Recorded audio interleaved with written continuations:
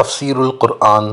آج کا سبق سورہ آل عمران آیت نمبر 40 اور 41۔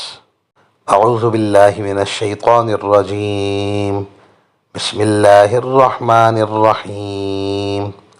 قال رب انا یکون لی غلام وقد بلغنی الکبر وامرأتی عاقر قال كذلك الله يفعل ما يشاء قال رب اجعل لي آية قال آيتك ألا تكلم الناس 3 أيام إلا رمزا واذكر ربك كثيرا وسبح بالعشي والإبكار۔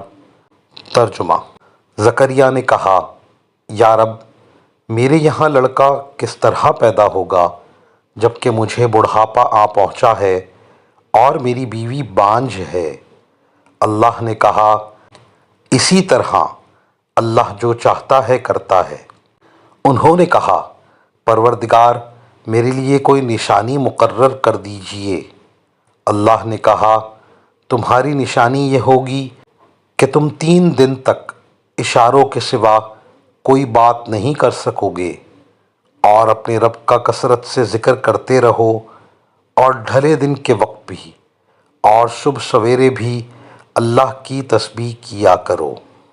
ان آیات کی تفسیر میں لکھا ہے کہ دعا حضرت زکریا علیہ السلام نے خود مانگی تھی، اس لیے یہ سوال کرنا کہ مجھے بڑھاپا آ گیا ہے اور میری بیوی بانجھ ہے، اولاد کیسے ہوگی، خدا نخواستہ کسی بے یقینی کی وجہ سے نہیں تھا، بلکہ ایک غیر معمولی نعمت کی خبر سن کر تعجب کا اظہار تھا، جو در حقیقت شکر کا ایک انداز ہے۔ نیز سوال کا مطلب یہ بھی ہو سکتا ہے کہ کیا بچہ اس بڑھاپے کی حالت میں پیدا ہو جائے گا یا ہماری جوانی لوٹا دی جائے گی؟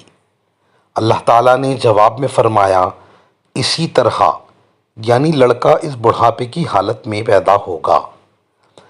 حضرت زکریا علیہ السلام نے جو نشانی کی درخواست کی، اس کا مقصد یہ تھا کہ کوئی ایسی نشانی معلوم ہو جائے جس سے یہ پتہ چل جائے کہ اب حمل قرار پا گیا ہے، تاکہ وہ اسی وقت سے شکر ادا کرنے میں لگ جائیں۔ اللہ تعالیٰ نے یہ نشانی بتلائی کہ جب حمل قرار پائے گا تو تم پر ایسی حالت طاری ہو جائے گی کہ تم اللہ کے ذکر اور تسبیح کے سوا کسی سے کوئی بات نہیں کر سکو گے، اور بات کرنے کی ضرورت پیش آئی تو اشاروں سے کرنی ہوگی۔ وآخر دعوانا ان الحمد للہ رب العالمین۔